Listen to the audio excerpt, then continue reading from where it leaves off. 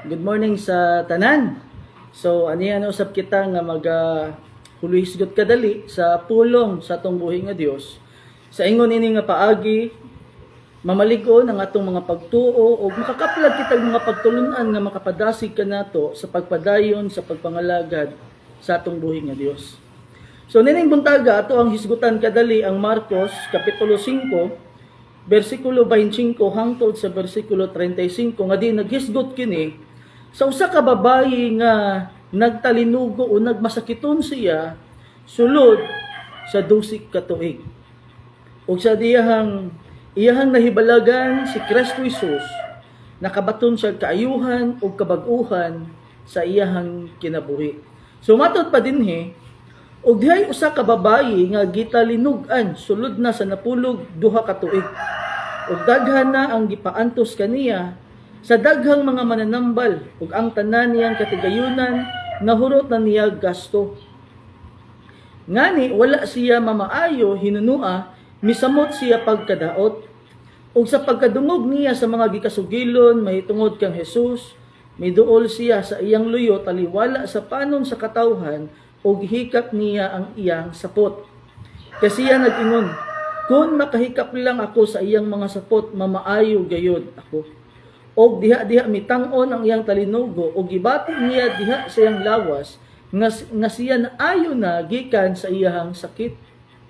Og si Jesus sa nailhan niya sulod sa iyang kaugalingon nga may gahom nga migula gikan kaniya diha miliso taliwala sa panon sa katawhan og miingon, kinsa bay mihikap sa akong mga sapot?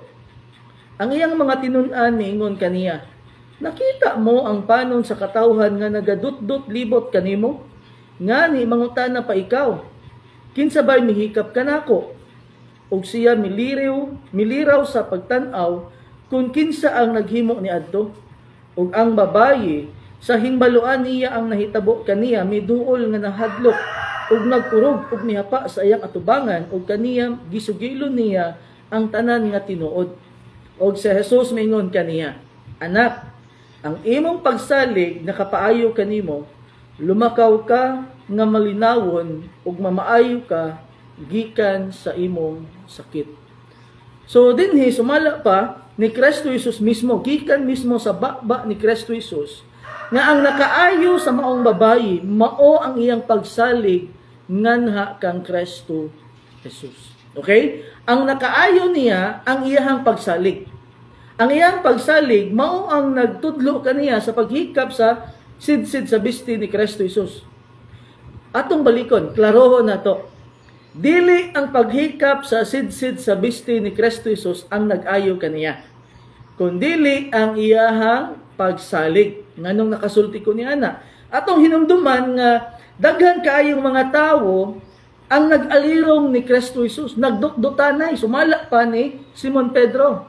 Sa ato pa kung nagdutdutanay ning mga tawhana, kung kinsa ang makatapad ni Kristo Jesus, silang tanan nakahikap sa bisti ni Kristo Jesus. Apan walay gahom nga migula aron sa pag-ayo.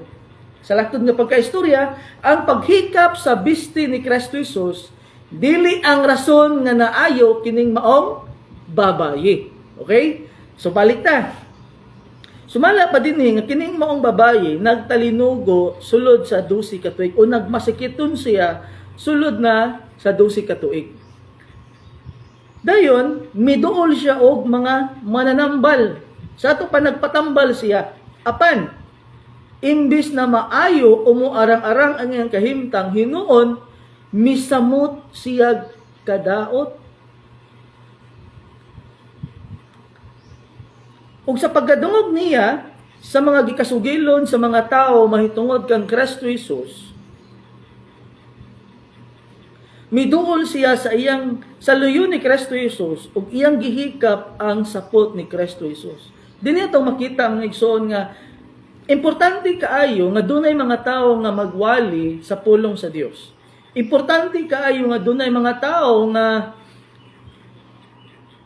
dili mohunong sa pagsangyaw sa pulong sa Dios, either diha sa kadalanan, diha sa katsanggihan, kung naa kay kwarta ikagasto, diha sa radyo, no, kung wala, pareha na ko, arita sa Facebook, mag-live ta, atong isangyaw ang pulong sa Dios. Importante kaayo nga dili kita muhunong sa pagwali, sa pagtudlo sa pulong sa Dios. Nga naman, tungod kay dunay mga tao nga nanginahanglan niini, wala ta kabalo kinsa.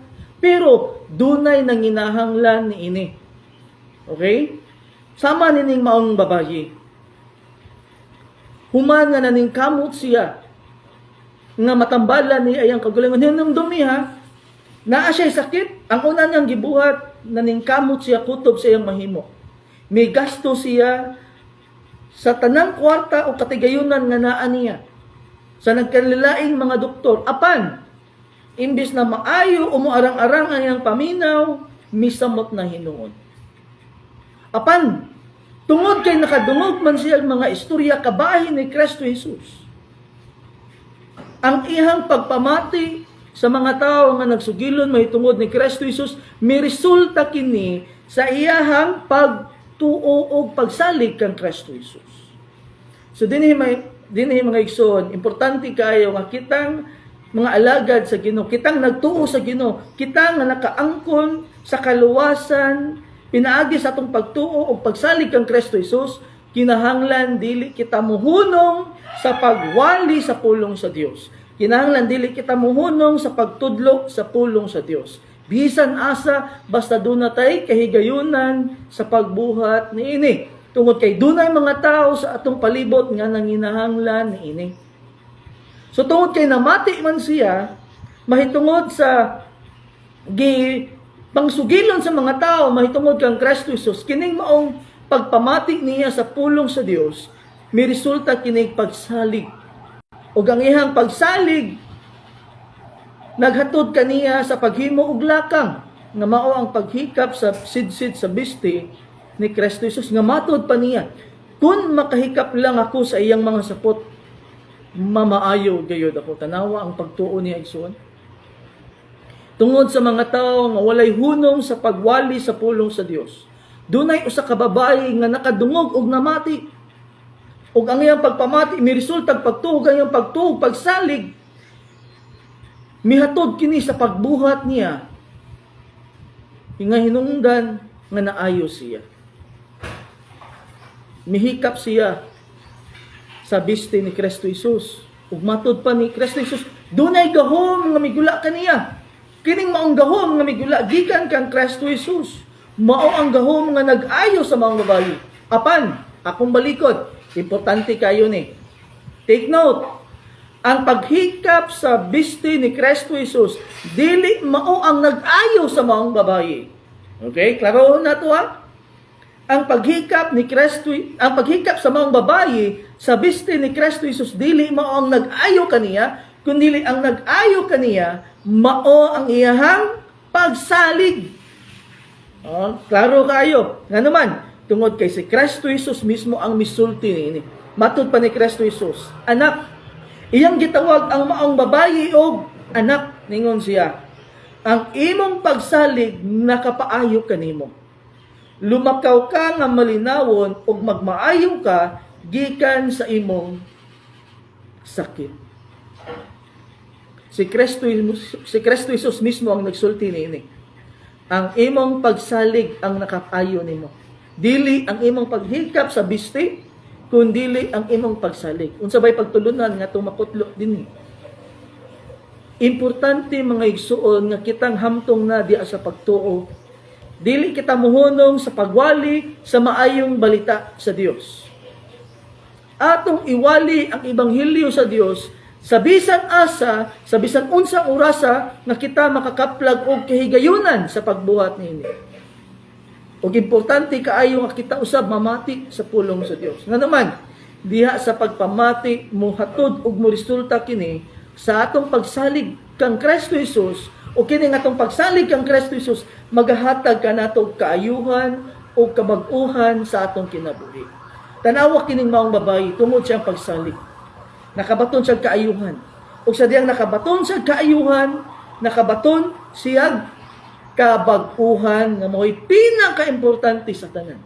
Ang kabag-uhan sa atong kinabuhi. Tungod sa ato ang pagsalig o pagtuo kang Kristo Jesus, bag-uhon niya ang atong kasing-kasing, bag-uhon niya atong unahuna, bag-uhon niya ang atong kinabuhi. aron kita mamahimong epektibong galamiton sa iyang gingharian. So manghinaot ko nga nining adlaw, doon na kita nakutlo nga pagtulunan sa atong gisgutan karon. Bisan tuod kadali lamang kini. Apan manghinaot ko nga ang Dios nga labing gamahanan nakighinabi sa matag usa. Ang ako mga pagampo nining adlaw nga din ang Dios magauban ug magabantay kaninyo. Ug magatabang kaninyo nga din kamo magmadaogon ug magmalampuson. Maayong buntag sa tanan.